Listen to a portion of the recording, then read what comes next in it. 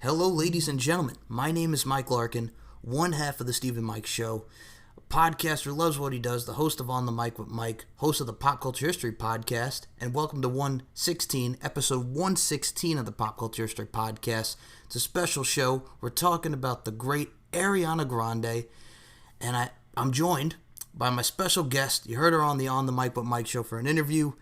Great, beautiful nightmare. The great, the talented Miss Charlie Kruel. Charlie, how you doing tonight? Doing good. How are you? And it's Ariana Grande. Ariana Grande. I'm sorry. Ariana Grande. Thank you. I think I said Ariana. Yes, my apologies. Ariana Grande. Thank you. So, I know you're a big fan of Ariana Grande. There we go. Ariana Grande. Yeah, I don't know where Ariana came from, but Ariana. Thank you.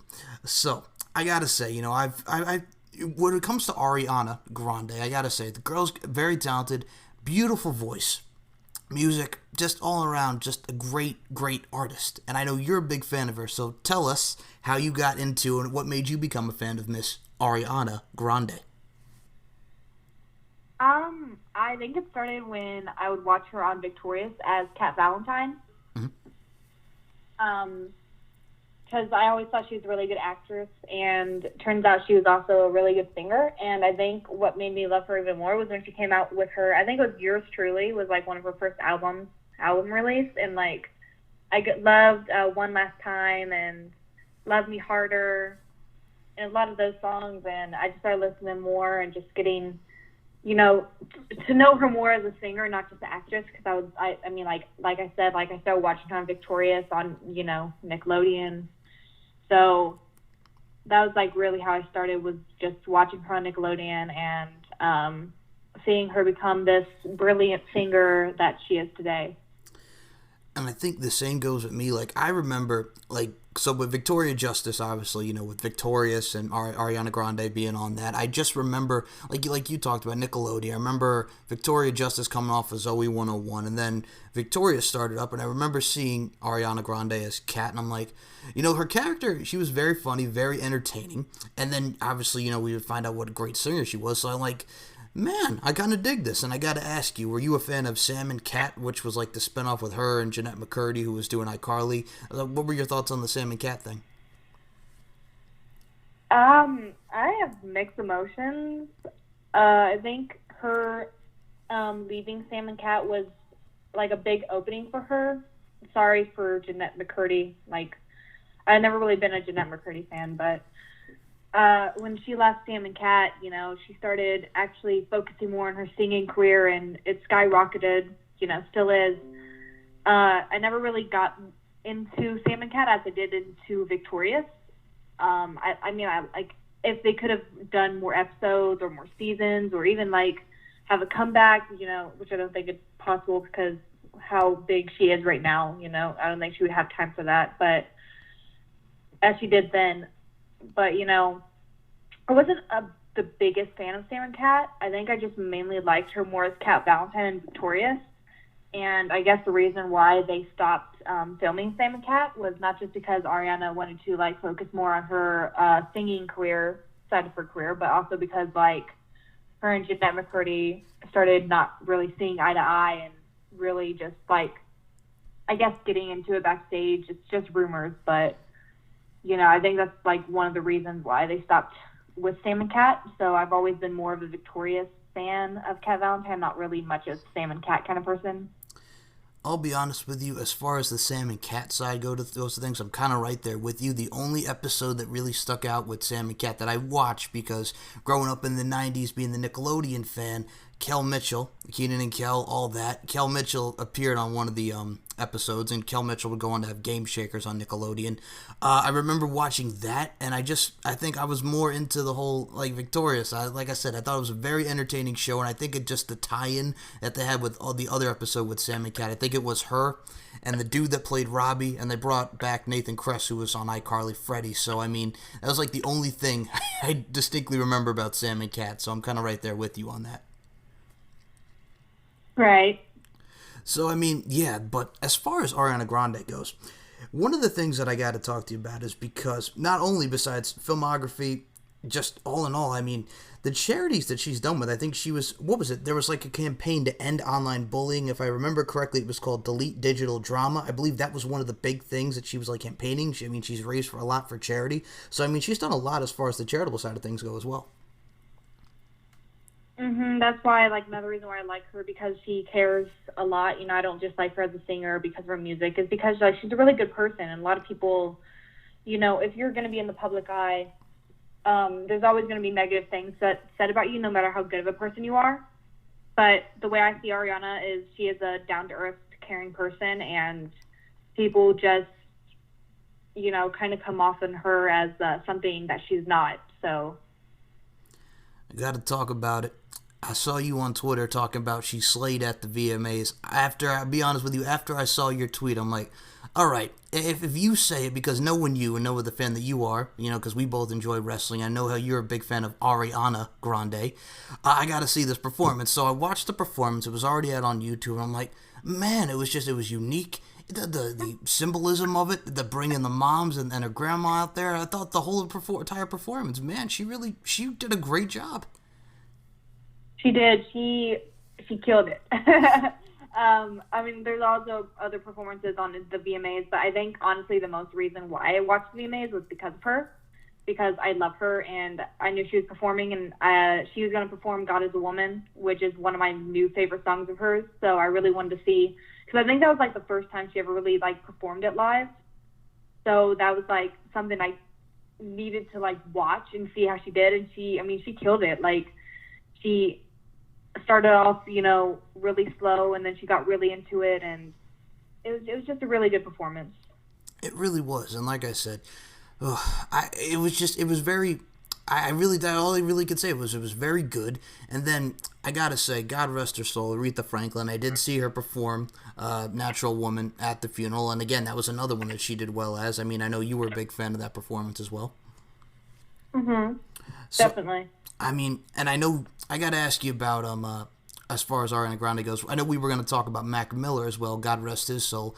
Man, The Way, when she first came out with The Way, what I remember about it was I distinctly remember, because growing up in the 90s, like I said, you talk about samplings with songs. I remember Still Not a Player was the song that it sampled, which is by Big Pun and Joe from the 90s, and then she added her chops to it and Mac Miller doing his thing, and I think it was a recipe for what would be a great song of 2013. Yeah, what's so sad about, like, Mac Miller's death was actually he was one of the first rappers I ever actually liked besides Eminem. So his death kind of hit me harder than a lot of deaths that happened recently. Because his was kind of like, oh my gosh, I didn't think that would happen, But yeah, The Way with her and Mac, that was I think it was her first single song, and it was with him, so it hurt her a lot because they were together for I think about 3 years, and a lot of people blame her for his death, and it's not right, because like I said in a post once I made on my personal account, you can't blame someone for someone else's decision. Like, his decision wasn't the right decision, obviously. I mean, it took his life, but you can't blame someone for, a death that happened, unless that person murdered them, or that person bullied them, It's like someone kills himself because of a bully of a certain person. Yeah, that's the person's fault. But Ariana tried her best to stick with him and support him and try to help him stop and get better. And he couldn't. And, it started being, like, really unhealthy, and she had to leave, and I don't blame her. I would have too. You can't, like, you have to, like, give some tough love, and that was her tough love. It was a slap of reality, and it's sad that it ended up, taking his life. But who knows if, like, he would have like done that while they were together, people would still blame her for something that isn't her fault. You know what it is too? That legit made me mad. I'm like, Because I'm like, well, how can you blame her for the death? That, you know what? He struggled with addiction, which addiction is not. It's no laughing matter, a serious issue. And I'm like, come on, you know what I'm saying? Like, she stepped away from what she needed to step away from, and obviously she's still grieving over it. So don't blame the poor girl. I mean, she had nothing to do with his death, and it was a whole unfortunate situation, and it just turned ugly as far as the social media goes. Yeah, I would read a lot of ugly posts blaming her for her death. Um, they made a hashtag calling Ariana a killer, and I, I mean, she's already been through a lot, and I know, like, honestly, what made me even more mad was that, like, they're pretty much a lot of people were making Mac Miller's death all about her, and I love Ariana, but like, I mean, the death of Mac Miller is not, shouldn't be just all about her. It should be about him and his life. And that's something that a lot of people end up missing because all they want to do was either stick up for Ariana or blame Ariana. And they wouldn't, they don't think about Mac Miller and his family and friends. And, Ariana was, I mean, they've been best friends since, like, she was 19 years old. So, I mean, it was a loss to her, too. It wasn't just a loss to his family and friends and to people that, like, loved and supported him, but also to her. And people need to understand that she's going through a lot as well with the Manchester bombing. And, I know deep down she's not over everything that happened in Manchester. I know, like, at the Arthur Franklin funeral, she got groped by was it a priest? It Pastor. was like somebody. Pastor. Yeah. And on top of that, she gets called a lot of mean, evil names on social media, and it's, when you're in the public eye, you go through a lot. I mean, and right now she's been going through a lot, and with the death of Mac Miller, she took off of social media for, I think, a week, maybe it was a week, maybe a little bit over a week, but it was a loss to her, so people need to respect that. 100% agree with you on that. I was actually, girl, you're reading my mind on this because I was going to bring up, the groping, unfortunately, that occurred and the Manchester bombings, which again was just such a shame. And that's again with this world because you can't even go to a concert or anything like that and then these unfortunate tragedies happen. I believe we just had a shooting at a workplace, and there's a lot going on in the world, but I'm just like, come on, man. You know what I'm saying? You just got to enjoy. People just can't just enjoy it and just go with it. There's always something. There's always ugliness, foolishness, negativity there, and again, it didn't help her. I don't blame her for taking a week off of social media for that. I think a lot of people in life want to take offline of social media because it's a pro, it's a con, it's a positive, it's a negative in all aspects. Exactly. I'm not as in public as Ariana is. Mm-hmm. Not even close, really. But I'm still, like, there because people do know Charlie Kruel and they know who I am. But, I mean, I get stuff on social media sometimes too. Like, I've been threatened to get killed once because I didn't go out on a date with a fan.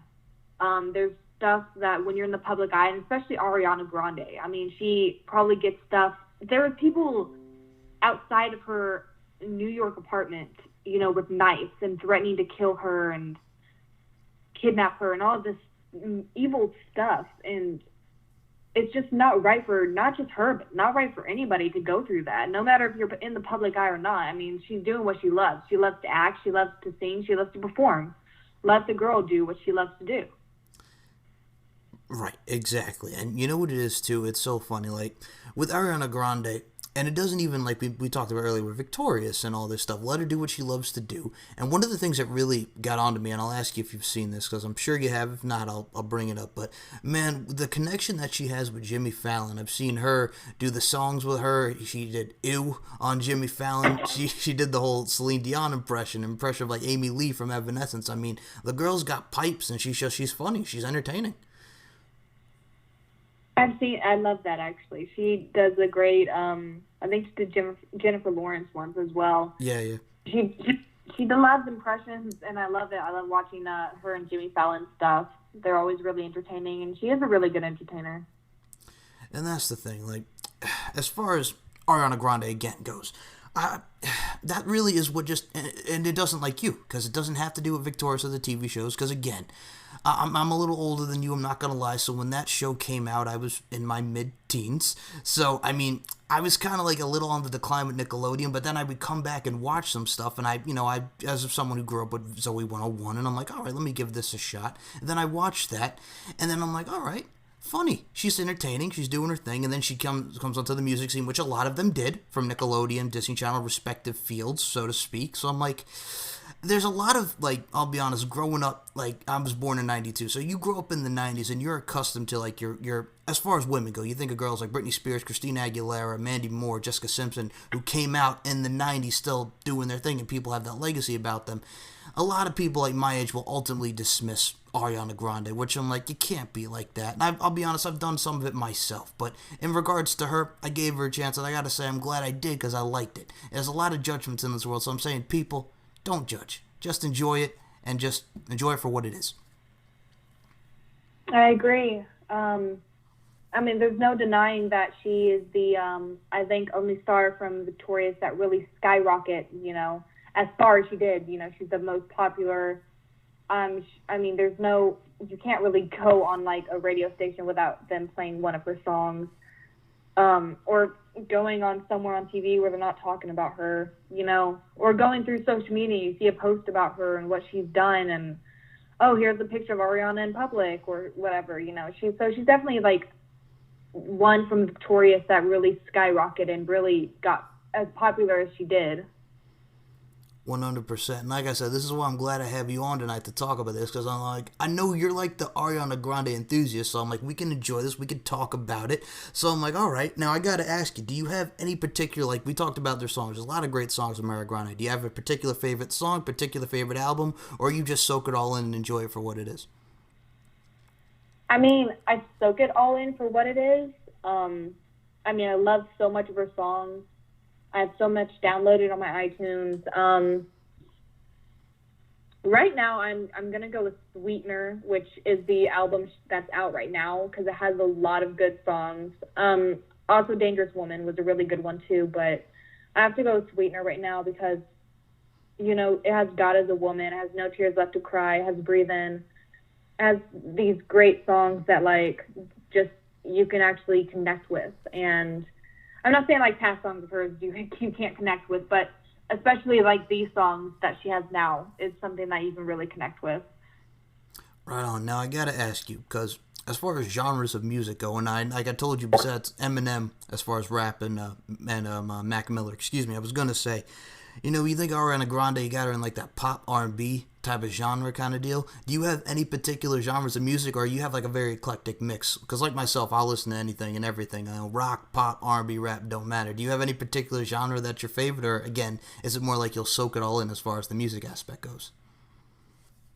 I love music, so I definitely soak it all in. I don't have a specific genre of music I listen to. I just listen to all kinds. Different bands, like, I love the band In This Moment, who is one of my theme songs I use. It's called Stick Like Me.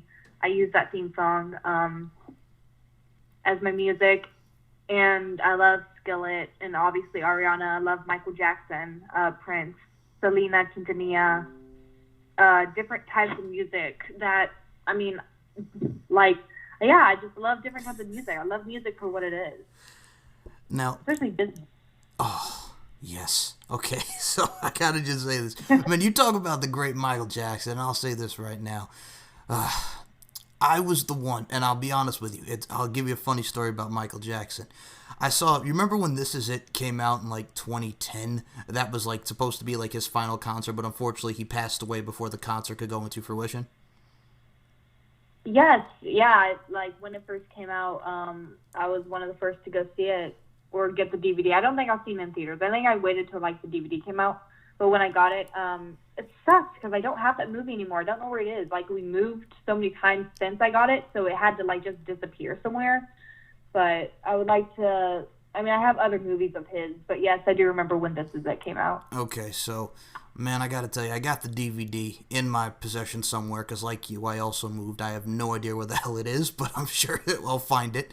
But I digress. Man, I saw it in the theaters, and I was with my boy, and when he started doing I Just Can't Stop Loving You, which is the ballad off the Bad album, I'm not gonna lie, I caught myself singing and singing in the theaters to some Michael Jackson. He's like, what are you doing? I'm like, it's Michael Jackson, how can you not sing? Don't tell me you're just sitting there and you don't want to sing. There's some Michael Jackson. It's good, it feels good, it's good for the soul. But yeah, it was a funny thing because my buddy was laughing at me because I started singing a little Michael Jackson up in the theater, and I wasn't the only one, and I was not ashamed. So yeah, that's all I'm saying. Like I said, it's a feel-good aspect. People say what they will about Michael Jackson, but there is no denying the legacy that he has left on music and as a whole. Definitely. And I think the only person that I went and saw in theaters that like had kind of a concert kind of effect movie would be Hannah Montana. I went in with my friends that I had at the time. I can't remember. God, I was probably in third grade. God, that's so long ago. And it's weird because like she's young, but she was young then. So like that was the first concert type of movie I ever went and saw. And then like the second one was Justin Bieber. Like, and what's funny now is I don't even like Justin Bieber. I can't stand him. But at that time, I was a believer, and I went and saw him when I was like, God, I was probably 14, maybe. I can't remember how old I was, but those two are like the only movies concert related I went and gone and seen. Well, now, I don't even know where to go from that because you mentioned Justin Bieber, and I hate to say this, and I know a lot of people like Justin Bieber. I am not one of those people. I was never a believer, but I know some people were believers like yourself and you grew out of it, but I don't know if it was his attitude or what the hell. Just something just turned me off to Justin Bieber. I'm like, no. I don't know what it was. It might have been his attitude. It might have been the stuff that was going on with him and Selena Gomez, but I was just like, no. I can't do it. I don't remember what the moment was, but there was just something about Justin Bieber that irked me. And I did you have anything about Justin Bieber that irked you? Because you got me interested now because, you know, I've talked to some people that like him and some that don't. So it's an interesting conversation to talk about. It'd be so weird if like Justin Bieber just decided to listen to this podcast and hear us like back-mouthing him. But no, I'm not a Justin Bieber fan. After I started getting a little bit older, I started realizing he started off like really caring about his fans and caring about his music and what he does and his personality. But when he got older and all that stuff happened with Selena Gomez, and he just started being the wrong person. He was disrespectful to his fans. I've seen too many videos of him being disrespectful to his fans. That's something Ariana Grande is not.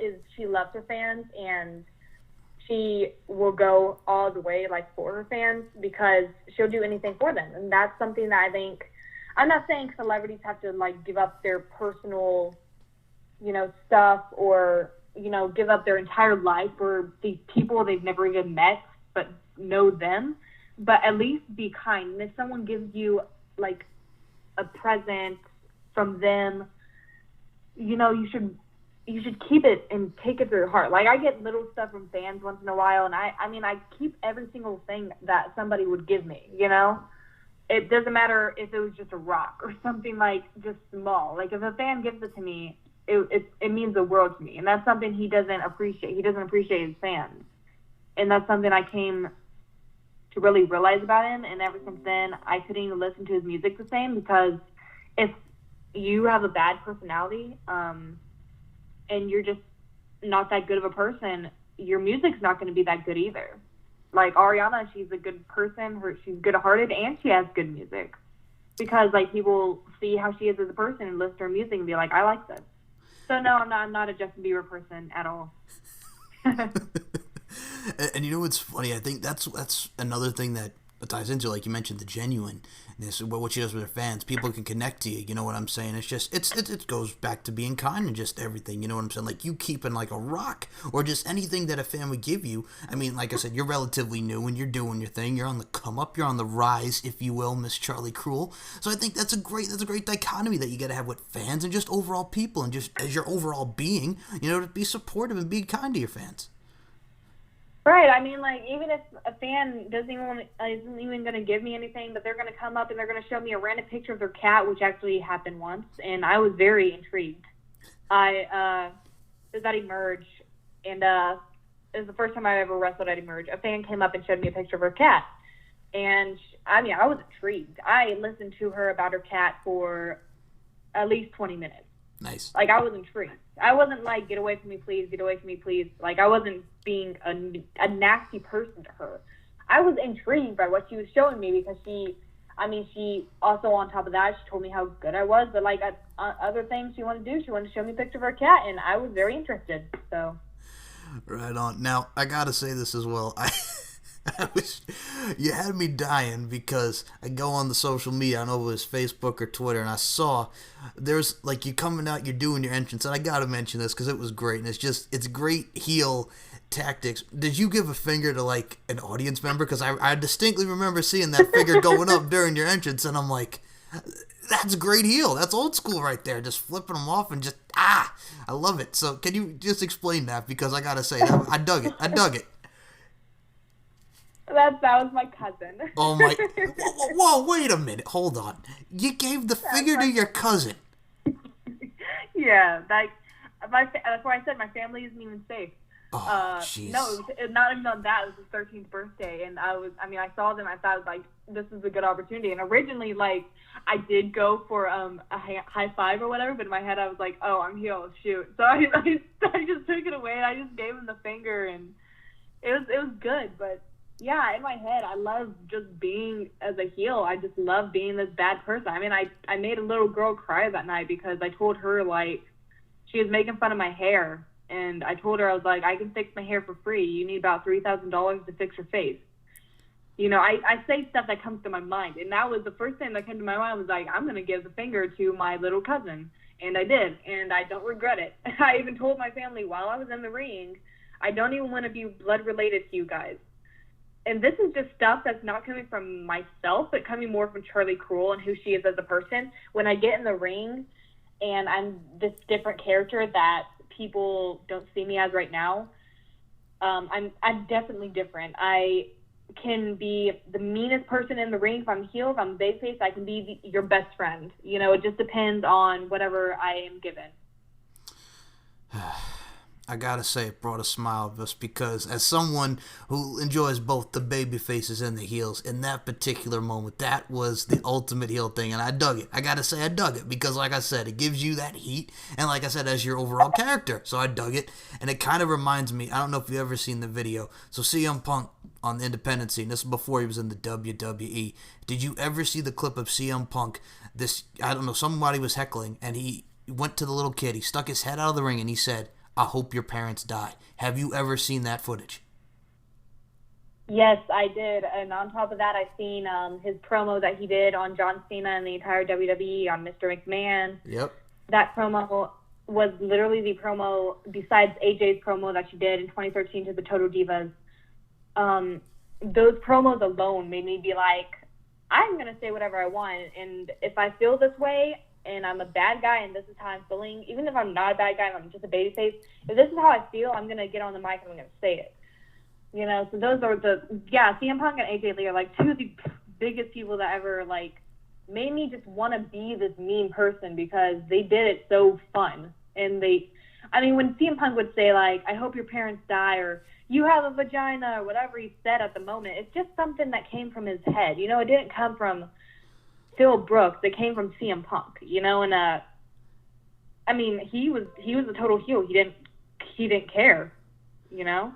Now, I know people are saying, I thought this was supposed to be the Ariana Grande show. Well, let me tell you something right now. This is pop culture. Wrestling associates with pop culture, and Charlie Kruel is my guest. So we're going to talk a little wrestling here because, like I said, we're both wrestling and pop culture nuts. So we'll talk about it. We'll have some fun with this. Yeah.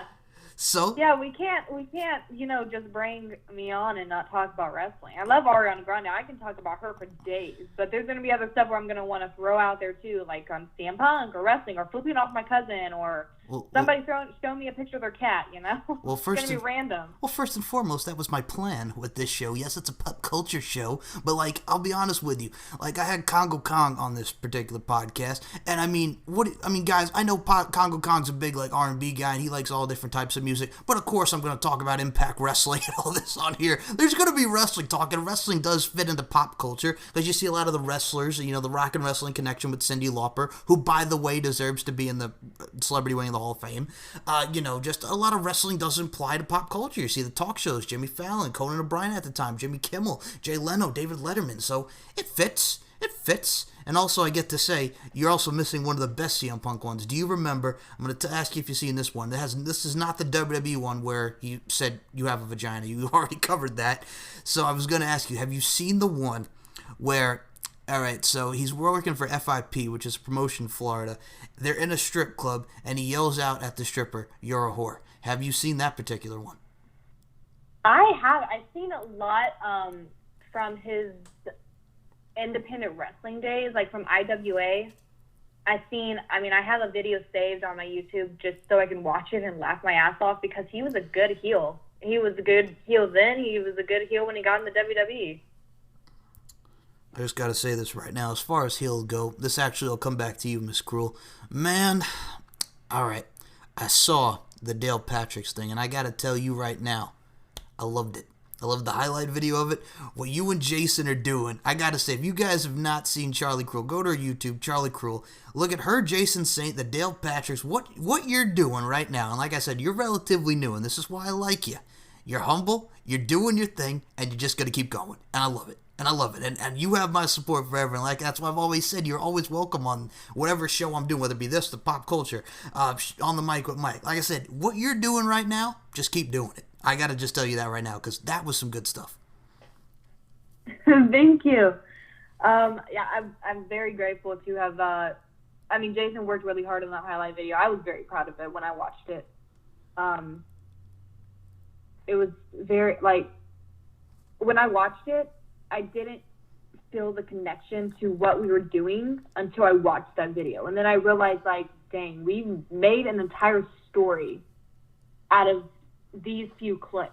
Because, it's just, I'm just glad that I got to be part of that, And what's great about it is if you want to incorporate the pop culture element of it, look at Staying So Far Away that was used in the video and your highlight video as well. Because Staying So Far Away, I remember this because Madison Square Garden in 2003, it was summer 03. I was there third row when they did that Mick Foley tribute. They gave him the Hardcore Championship. The song that was playing in this tribute video was Staying So Far Away. And I was a Staying guy. It's been a while and they've had a lot of great songs. And Right Here, their song Right Here was used for an Edge tribute later on in the WWE. So I'm I dig the Staying So Far Away reference just because it's an iconic song. It brings you that feeling, and it pretty much encompassed what that tribute video was. So again, that was perfectly shot.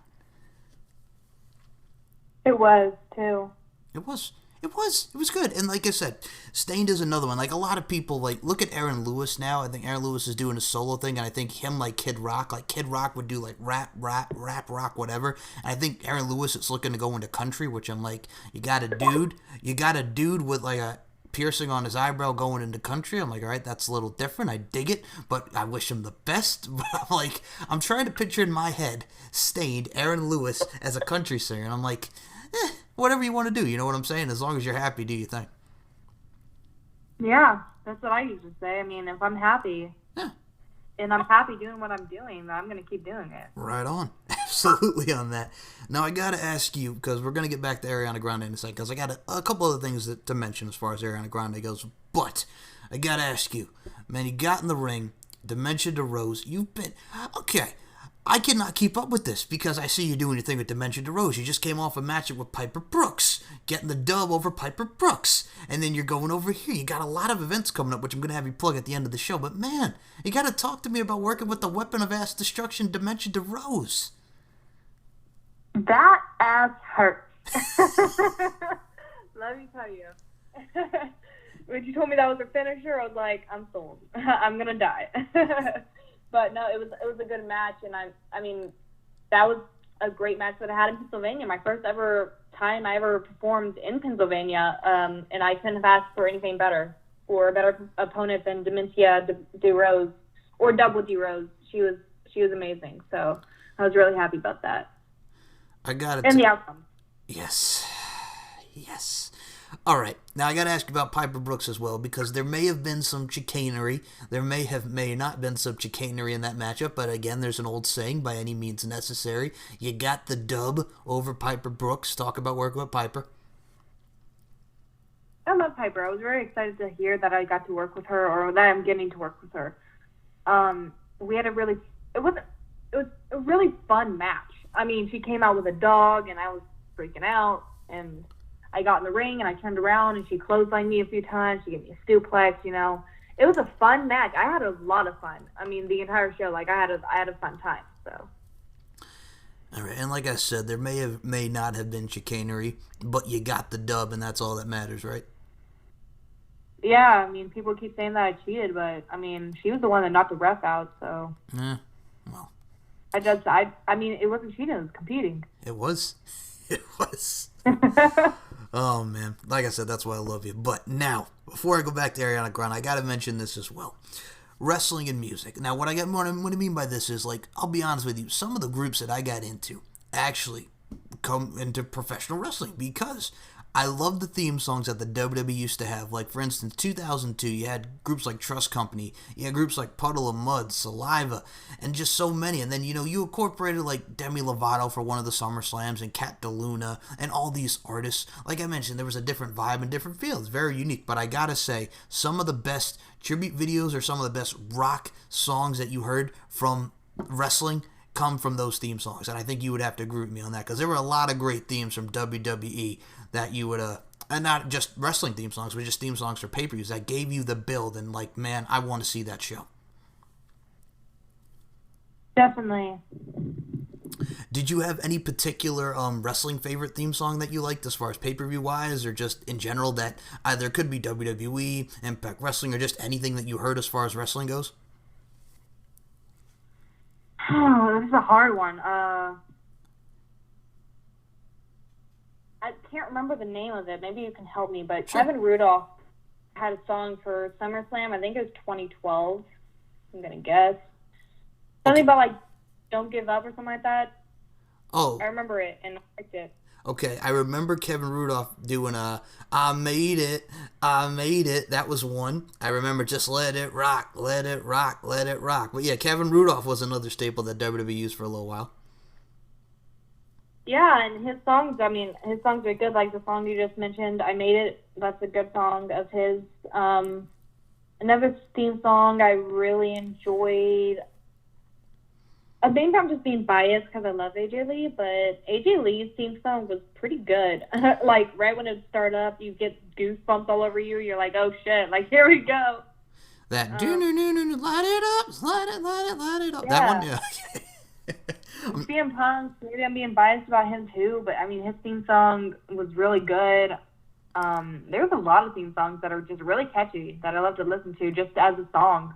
You know what's so funny about CM Punk's theme song? Like, then the one that she's referring to is This Fire Burns by Killswitch Engage, which is another great rock group. You know who that was originally supposed to be for? Or actually, he used it for like a week on SmackDown? Who? Randy Orton. Really? Yeah, so, alright, there's a matchup where Randy Orton fights Super Crazy on SmackDown in 2006. He actually used This Fire Burns for like a week, but then he went back to Burnin' My Light, that, hey, nothing you can say, that he used to, come out to before, I Hear Voices in My Head by Rev Theory. So he used This Fire Burns. Now, this is before CM Punk made his WWE debut, and, he would go on to the ECW brand, and then to Raw, SmackDown, the whole nine. But Randy Orton used that theme song for like a week. Yeah, I remember it. Okay, but I'm just like, All right, that's why I always laugh when I think of CM Punk's "This Fire Burns," and of course, "The Cult of Personality" is a great song by Living Colour. You know, just a great song from the '80s. And like I said, there's really a lot of good ones as far as. And I'm you're not biased with the AJ Lee one because that one was great. I still remember. I'm not gonna lie, I did see the Scooby Doo WWE movie that they did, and AJ Lee was in it. And when they started training Shaggy and Scooby Doo for the matchup, they had AJ Lee train him, and her song was playing in the entire background of the scene. So I'm right there with you on AJ Lee. I think her song is very peppy, kind of like Bailey's. You know, Bailey's got that whole oh god, what is it? Get it to the floor, whatever it is. But yeah, Bailey's is another one that's very like high pitched and gets you like wanting to fight. It's very upbeat, so that's a good one. There's a lot of theme songs that I really enjoyed, and like I said, I love to listen to. I have a few theme songs that I have downloaded on my iTunes. I have Nia Jax. I have the Night of Gold, which was before it was Clash of Champions, it was the Night of Champions theme song, and I think that was it's like what's funny about that song is that I play it a lot before while I'm getting ready for a show, for a match or whatever. I listen to it and I get pumped up, and because it's called Night of Gold, and like I'm gonna be a champion and stuff like that. It's really motivated. Like it's just so motivational. So I always listen to that song the most before while I get ready for a match. I also have Dean Ambrose's theme song. I have Sasha's, Paige's, Seth Rollins' first theme song he had. Not the Burn It Down one, but the one that he had before that. Okay. I have Bailey's, and obviously I have the AJ's. And I also have Randy Orton's, and those are the only ones I have. But yeah, I do have a few theme songs that I have downloaded on my iTunes. All right. On my playlist, I'll tell you right now, I have Nakamura's theme. I have Bobby Roode's Glorious theme because it's just so catchy and it makes me laugh every time because I love the whole Glorious, the whole instrumental about it. Same with Nakamura's. I have a lot of the old school ones from the Attitude Era. I got a lot of, man. I got Bailey's on mine, Sasha Banks. I got to tell you, Dana Brooks is not bad. The one that she comes out to, not the one with Titus Worldwide, but her own theme was actually not bad. I had Left with Tomorrow, who sang that song Faceless. That was Neville's first theme song in NXT before he came onto the main roster. So I'm right there with you with wrestling themes, and I know a lot of people, and people will say, "Oh, come on, you got wrestling themes on your song?" I'm like, come on, they're catchy, they're good, and there are a lot of great artists that like them. So stop. People just want to complain. Enough. That's all I got to say about that. But yeah, I'm right there with you on the wrestling side of things with that. Because they're good. There really were a lot of great on. I mean, if Shawn Michaels' Sexy Boy comes on, a lot of people are going to at their eyes and cheer for it because it's Shawn Michaels. It's the Heartbreak Kid. It's a Hall of Famer. And I mean, there are a lot of great wrestling theme songs. There is a lot of great theme songs. Did you have anyone that you were not a fan of? Because I can think a couple off the top of my head that was kind of meh about. Were you a fan of? Was there any least ones that you were not a fan of as far as wrestling theme songs go? Oh, it's a hard one. I don't think so. I think I was okay with maybe there is, but maybe I can't really think of it at the moment. A lot of people, it's so weird. A lot of people didn't like Brie Bella's theme song, with the Brie mode one, but I kind of like it. I kind of dig it because, it does Brie mode and then goes that blah, blah, blah, blah, whatever. I mean, I like it. It gets me pumped up, but I can't really think of a theme song off the top of my head. Maybe the Bella Twins' first theme songs I have, Filling My Body or something like that. That was a really dorky theme song to have. I guess it fit them at the time, but I mean the one they have now is way better. But the time they had that one was, it's called "Feel My Body" up on the dance floor and stuff. It's just something I did think they should have even used if they're going to be wrestlers. Why would you use a theme song about bodies up on dance floors? So and maybe it was just that one. There's probably a few others, but that's the only one I can think of right now. You just brought up bad memories. And this is not in regards to the Bella Twins, because, yeah, I remember that when they first came in 07, 08, and they just came in, they started doing the switcheroo and the whole twin magic, and they had that. Yeah, I was not a fan of that. The whole "you can look, but you can't touch" fits, and it's fine. Yes, the Brie mode, that yeah, primo. That one, yeah, I know that she uses now. I mean, I'm alright with it. I'm used to it. And then because, I'm used to Total Divas and Total Bellas where Brie mode was the constant thing with her. So, I mean, I get it. And it fits. So, I'm okay with that one as well. Yeah, and I mean, I met Bellas once in 2015 when I was just 17 years old, and they're really sweet girls. But yeah, the Feeling My Body theme song they had, I wasn't a fan. All right. Yeah, so I'm going to say this as well. As far as. All right, I'm going to go back to Ariana Grande for a second here because we did touch upon a lot in her career in the Victorious. Now, when I was a kid, I'm not going to lie, I did have the NSYNC 98 Degrees Christmas albums, and I had a lot of the Christmas albums that I was big on because they were good, and they did a lot of great songs about Christmas. Did Ariana Grande have a Christmas album? Because I've covered Christmas albums on this pop culture show. Did Ariana Grande have one? I think it was like a play on the Netflix and chill. You can help me with this one. Did Ariana Grande have a Christmas album? She did. Yeah, I actually believe. Let me look that up real quick because I'm pretty sure she did. I'm thinking. Yeah. Okay, good. That has a song called Santa Tell Me. Okay. And I think that's a Christmas album. Alrighty, thank you. So, yes, she did. Yes, it's called Christmas Kisses by Ariana Grande. So she does have the Christmas album. She also has like Last Christmas and stuff like that. So yeah, she does. And I love Santa Tell Me was a really good one. So. Now, you know what it is, too? Like, that's just the art. Because, like I said, I grew up with those Christmas albums, and they were good. Man, this was around the time, like, if you look at 99, Rosie O'Donnell had a Christmas album. It was Rosie and duets with, like, the dude from Savage Garden, Darren Hayes. I mean, a lot of them. And I think she did a song with, I don't know. Just, I remember Rosie Christmas being one of them. Like I mentioned, NSYNC, 98 Degrees. Michael Bublé put one out, like, a couple of years back. Mariah Carey. I mean, that's the thing, and I don't mean to I know we're far away from Christmas, we were still a couple months away from Christmas time, but I gotta say, it's one of my favorite seasons, and talking about Christmas albums is always good, because a lot of them do great renditions of the Christmas classics, like you mentioned, Last Christmas by Wham! I think Glee did a cover of it for their show.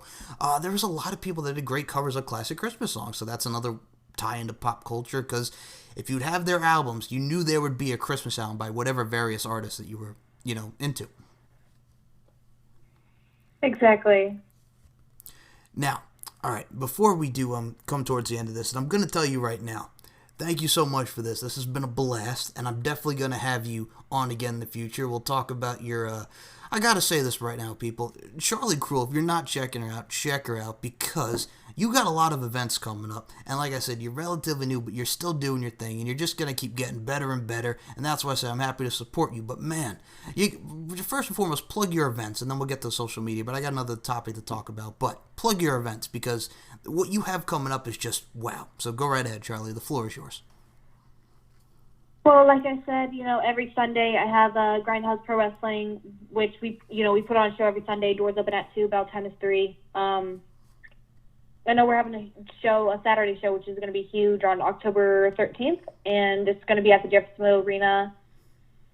Everyone trains very hard there, so it's definitely a place you should go. If you're not doing anything on Sunday, go check out Grindhouse, because, we always put on a really good show, in my opinion. It's not just a regular wrestling show. Like, it's funny, has some comedy to it, but there's still a lot of wrestling that has to go with it, so... it's a lot of fun. So if you want to go check out Grindhouse, it's at the Jeffersonville Arena, Jeffersonville, Indiana, 1416 Spring Street. It's a blast. But besides that, I know on Saturday I have I'm in West Harrison, Ohio for Battle on the Border versus Shauna Reed. I know next week I will be at the Jeffersonville Arena for Paradigm Pro Wrestling. On October 6th, I have the Breast Cancer Awareness Show in Shelbyville, Indiana for Kick Out of Cancer. An event that just got announced today for the flyer is the October 20th show, which is at Owensboro, Kentucky. It's going to be called World Wrestling Alliance Battle Lines, and I will be wrestling Judy Lynn Ramsey. I'm very, very excited for that match.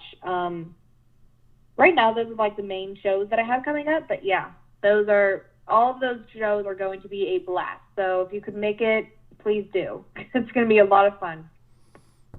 Like I said, you're just constantly on the go, and I love it. That's what I love about you. You're doing your thing. Like I said, you're one of the ones that respect and are very humble to the business, and that attitude is just going to get you far. So again, I commend you and much respect to you on that front. Thank you so much. No problem. So, as far as Ariana Grande goes, because we talked about the shows and their impact on music. Now I got to ask you, as far as filmography, did you see?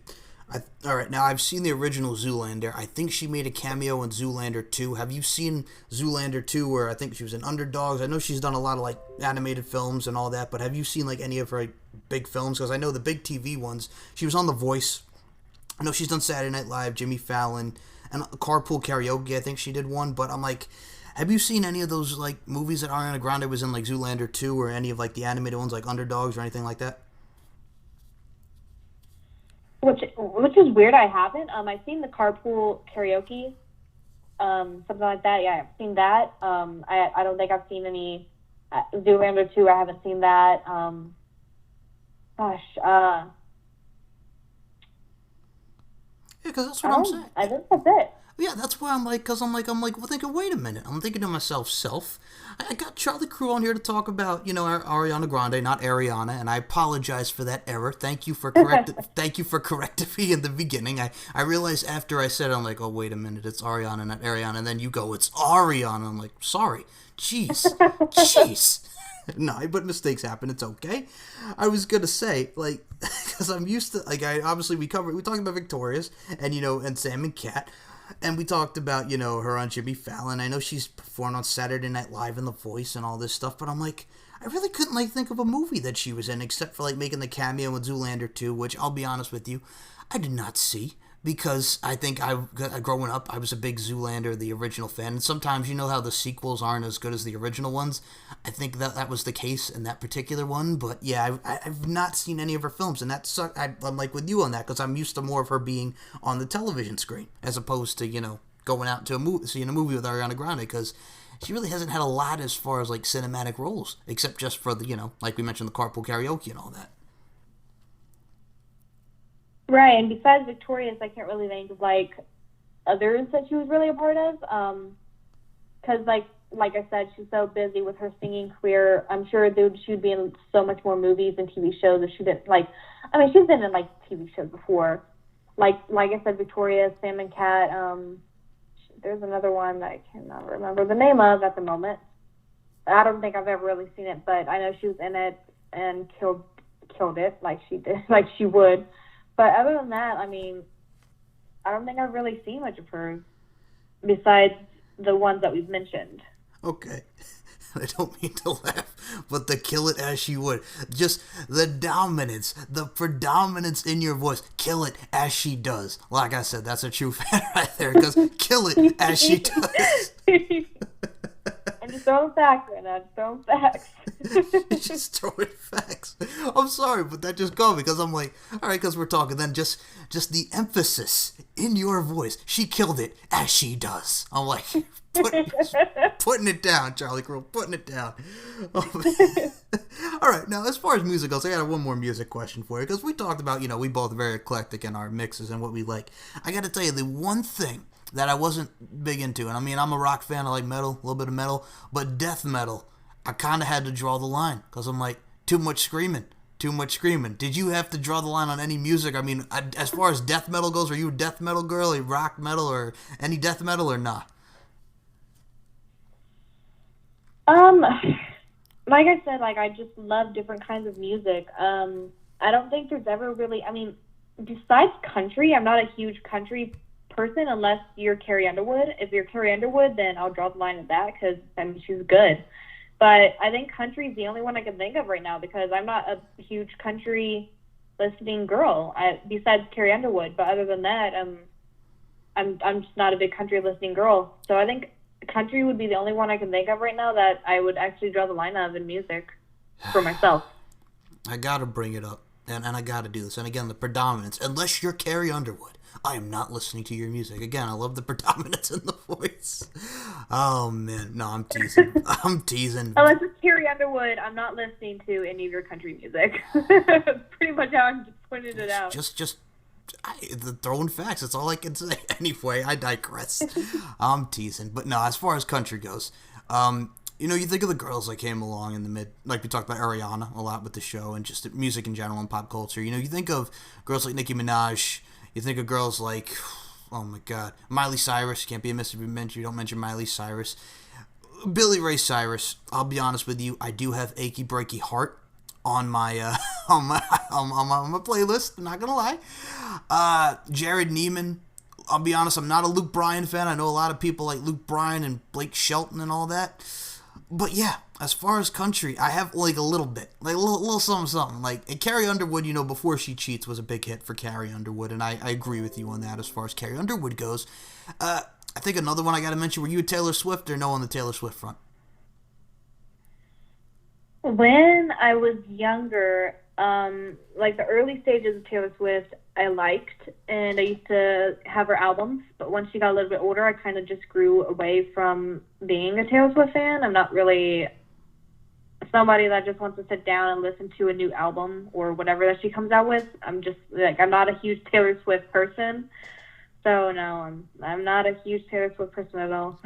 Okay, so pretty much what I'm gathering from all this, Charlie Kruel, I may be spot on with this. I mean, you could tell me this firsthand. Once they got older, and you got older, you became too cool for all these people. Is that what you're saying? Yeah. Yes. Okay. No, it's just like sometimes when you get older, you start seeing things differently than when you did when you're younger. Or maybe some people just start changing. Like, Taylor Swift music, I think, just started kind of changing for me. I mean, I loved her, like, White Horse, Love Story, You Belong With Me songs. But when she got older, she just, like, I just got uninterested in her music. And like I said with Justin Bieber, like, when he got older and I got older, he just started being a real douchebag and to his fans and all of that. And that's just like, when you grow up, your like view on things change. One thing I can say that like never changed on me growing up would be my love for Michael Jackson, my love for Ariana, and my love for wrestling. Those things stayed the same, but like for some other things, like I like Miley Cyrus, but when I was younger, and when she was younger and she was doing the Hannah Montana thing, I was the biggest fan of Miley Cyrus and Hannah Montana. But when I got older, I started growing out of that and started, she started doing the whole twerking thing, and she cut her hair short and dyed her hair blonde. And I mean, at the moment, like, now she's growing it back and she's not really doing that much anymore. But I guess it was a phase that she like went through or whatever. But at the moment, I wasn't into that. So that's not my cup of tea, I guess I should say. So I wasn't into the Miley Cyrus twerking stage. So I wasn't a fan of Miley Cyrus at all. But now I kind of like her more than I did before. But when I was younger, I was a huge fan of hers. I gotta tell you, that was probably one of the most spot on, blunt, and very mature answers I've ever heard. And I mean this with the utmost sincerity and respect, again, to you, because most of these youngins who are younger than you, that are younger than me and around your age, Charlie, a lot of them will be like, but I gotta say, that was a really good answer, because it really just exemplified, and it was to the point, because yes, people do change, and you grow out of things. And I gotta say this right now, what a triple threat that is. Michael Jackson, Ariana Grande, and pro wrestling. What a triple threat that is. Yeah, those are all the things I can say that I didn't grow out of. There's a lot of things I grew out of. Like when you're a baby or whatever, you're into Barney and you're into all this. And when you grow up, you're not into those things anymore. But like for me, I was really into the Disney Channel stage. I haven't watched Disney Channel forever. But at one point I was in the Disney Channel stage, and I was really into, Shake It Up with Zendaya and Bella Thorne. And I was really into, the Hannah Montana and That's So Raven and a lot of those. And now, like, you grow out of those things. And you don't really, if I could turn on Netflix and see if, like, they have, like, an old Disney Channel show, I'd probably sit down and watch it and, like, enjoy it like I used to. But once I got older, especially at the stage of my life, I got to a point where like I took down all of my my Hannah Montana posters, and I wanted to be more mature, I guess. But now looking back, now looking at myself, I'm like, I like Disney Channel. Like still, like I mean, I went to Disney World. I enjoy it. I love Disney. But at one point, I was like, I want to be cool. I want to be mature. I don't want to like invite my friends over and see them have like, you know, I used to hide my Disney CDs. I never told anyone that, but I used to have like CDs of Hannah Montana. I used to have CDs of like, besides Hannah Montana, I had CDs of like Jess McCartney or like somebody, you know, or just, you know how Disney Channel would like make an album and have mixed songs. I would have CDs like that. Like when I invite friends over, I would hide those and I would take down all my posters because I was so embarrassed, because I got to the age where I was like, I'm too cool for this. Like I can't. But I still kept the CDs. I still have the CDs to this day. I just have to try to find them. But for the posters, I ended up taking them down. But I mean, I still have posters up today, but they're not of anything Hannah Montana related. They're more of just wrestling related. So. Okay. And I'm not ashamed to admit this, Miss I'm too cool, and I know you still have it. I'm only kidding. So yours truly, like I said, growing up in the peak of the Backstreet Boys, NSYNC, 98 Degrees, Britney Spears, Christina Aguilera, Mandy Moore, your boy had all the stickers, the CDs. Still have them to this day, and my best friend Steve, my co-host, will tease me. I wouldn't say that to anybody. I'm like, dude, why? I'm me. You know, I know what I like, and I like everything. But I gotta tell you, I'm still in that phase, and I will still listen to Backstreet Boys and sing 90 Degrees. Not ashamed. As far as Jesse McCartney goes, for those that remember Dream Street, when he was in Dream Street starting out, do you remember Dream Street? I don't actually. Okay. I don't remember that. So Jesse McCartney, before he was starting singing about the beautiful soul and She's No You. Oh yeah. Before he started singing Beautiful Soul, She's No You, and Get Your Shine On, and all that good stuff, he was in a group called Dream Street, and they had one hit single. It was called It Happens Every Time. This happened in around 2000, 2001. Then they split up, and he was the only one that was really successful from that group. Kind of like Backstreet Boys. If you think Backstreet Boys, Justin Timberlake comes to mind, because once Backstreet Boys ended, he went his own way and became more successful than any of them. Kind of like the Jonas Brothers as well. It's another, actually they're my first concert I ever went to when I was younger. It was a free concert. It was their first, one of their first small little concerts. There wasn't really much people there, just a handful of people that actually came and saw them. I was one of those people when I met them. And but like the Jonas Brothers, you know, they all went their separate ways, but the only ones that like really skyrocket on being in a singles career would be Nick Jonas. Very true. Jonas, I think, does his own music, but it's not as popular as Nick's. I don't think Kevin is doing it anymore. I think, you know, he settled down and just wants to focus on having family and doing all this. But Nick Jonas is like, so every time there's a band, there's always like that one person that always skyrockets more than a lot of them. And Justin Timberlake is one. Nick Jonas is one. Like you said, Jesse McCartney was one. Out of Destiny's Child, Beyonce was one. Yes. So now, I could see all the fangirls who are going to be listening to this podcast, because Charlie Kruel said Backstreet Boys and Justin Timberlake. That would be NSYNC, Charlie Kruel. You are just going to accept all the fangirls that were big into the 90s boy bands like Backstreet Boys and NSYNC. You're going to upset the fangirls. What is wrong with you? No. What? I have to tune in my heel and just be like, shut up, you know, like deal with it. Like it's fact. It's fact. Justin Timberlake was the only successful one of Backstreet Boys. I mean, look at it. He was doing the Super Bowl, you know, Super halftime show, you know, he did that stuff, you know. But it's just that. But he wasn't in the Backstreet Boys. He was in NSYNC. Right. Yeah. Huh. I mean, well, if you look at the Backstreet Boys too, well, they tried, because when they broke away for a little bit in the early 2000s, Nick Carter released a solo album, and, you know, Aaron Carter, his younger brother, was doing his thing. Brian Luttrell released a Christian album. Kevin Richardson did Broadway, and AJ McLean did his thing, and Howie Dorough, whatever he did his thing. But the Backstreet Boys are still doing their thing. They did their tours with New Kids on the Block and Boys to Men. 98 Degrees is still sticking around, and I gotta say, Justin Timberlake, as far as NSYNC goes, the only two that really did their thing. Justin Timberlake, obviously the most successful, but JC Chasez had Blown Me Up with Her Love and Some Girls Dance with Women. Chris Kirkpatrick, for Nickelodeon fans, he was the voice of Chip Skylark on The Fairly Odd Parents. So, I mean... I did not know that. Yes. So, Icky Vicky and all those songs that were on The Fairly Odd Parents, that was sung by NSYNC's Chris Kirkpatrick. I love Icky Vicky. Yep. It's one thing I love. I did love Icky Vicky, but like out of everyone on Backstreet Boys, Justin Timberlake would be the one, you know, that skyrocket more than any of them.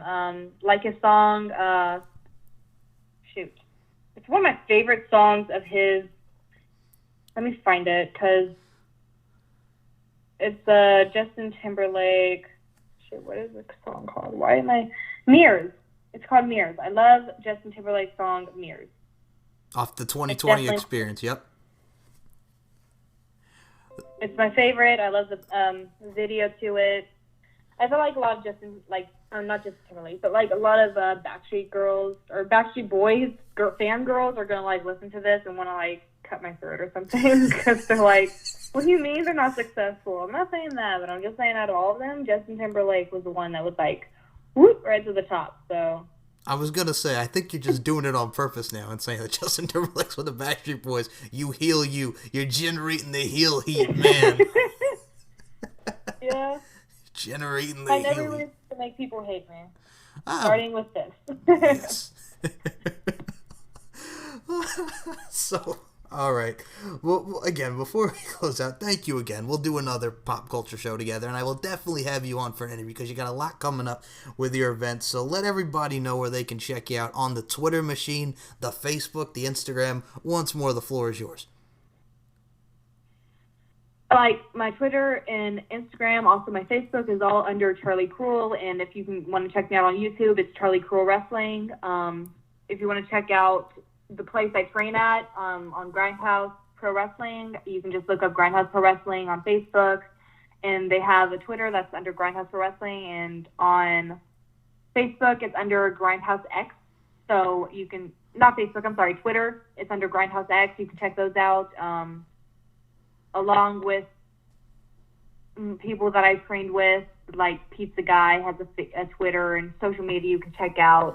Zach Pittman, Freddie Hudson. A lot of them, they all have Twitters you can check out and social medias that you can check out. So. And before we do close this out again, Backstreet Boy fangirls, her name is Charlie Kruel. No, I'm kidding. But I will say this in all seriousness now. Coming up in the Pop Culture History Podcast world, after this particular episode, talking Ariana Grande, pop culture, wrestling, and the whole nine, I got Brian McKnight's Back at One anniversary album I'm talking in the next episode of the Pop Culture History Podcast. Now, this actually kind of has to deal with Justin Bieber in a little, because that damn Brian McKnight, and I love Brian McKnight, one of my favorite R&B singers, little Justin Bieber singing Back at One on YouTube is in a way how he got discovered, and then he started doing Baby with Usher and all that. So damn you, Brian McKnight. If it wasn't for you, then we wouldn't have had Justin fucking Bieber. You suck. So yeah, that's what I gotta say about Brian McKnight. Justin Bieber's Baby was with Ludacris. Well, that's why I said Ludacris. Did I say Ludacris? No, you said Usher. Did I say Usher? Oh, okay, thank you. All right, my fault. What's funny is that when I first listened to the song "Baby" by Justin Bieber, I wasn't discovered to him yet. It was the first time I ever heard the song. I literally thought it was a woman. I thought it was a girl. So that was, this was before he hit puberty, so it's not really his fault. But at the time, I was like, this girl really sings really well. And then I can't remember. But afterwards, they said who sang the song, and it's Justin Bieber. And I was like, oh, this is the guy. That's embarrassing. Okay. All right. You know what? I'm not going to lie. I did have a brain fart, people. So I'm going to say this. Ariana Grande, whatever your name is. No, I'm kidding. But as far as Justin Bieber and Ludacris, I think Usher was the one that discovered him. And yes, Ludacris was the one that did the song with him, with Justin Bieber. And you know what's funny about it, too, is, do you remember also around the same time when Justin Bieber and Ludacris did Baby? Do you remember when Big Time Rush did Boyfriend with Snoop Dogg? Yeah, I do. Oh. Now, and that's not a bad song. It's catchy, but yeah. You know what I'm saying. So it was all around that time period, and again, it's stuck in the mind. It's stuck in the mind. So yes, Brian McKnight's coming up on this show, and what's great about this show is we get to talk about all different types of pop culture, being whether it be pop music, rock, R&B, whatever. I got Breaking Benjamin. We're going to talk about Breaking Benjamin coming up on the show. Just a lot. So like I said, we got a lot of eclectic mixes. We got a lot of great guests like yourself, Miss Charlie Kruel. So again, I say thank you. And again, on a serious note, just keep shining and keep doing your thing. Thank you so much, and thank you for having me once again. Oh, no problem. Girl, you're going to be on this show a lot. And whether or not, what I mean by a lot is a lot going on in the future. So you're more than welcome. You got to, okay, people, if you don't have the beautiful Nightmare, get her on your show, wrestling-wise, letting her do her thing, podcast, whatever. Check out the beautiful Nightmare, Charlie Kruel. Charlie, thank you so much for your time. Thank you.